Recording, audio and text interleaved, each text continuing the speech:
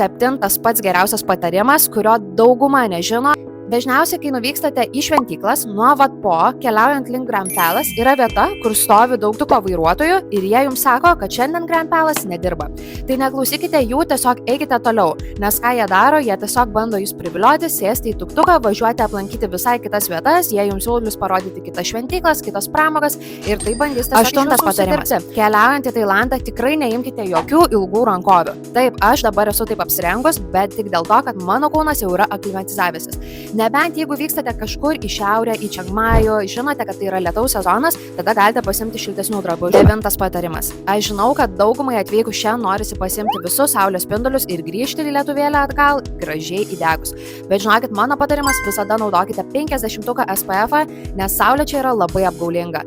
Porą valandų ir jūs galite taip nusvilti, kad turėsite ne tik saulės alergiją, bet ir pūsles.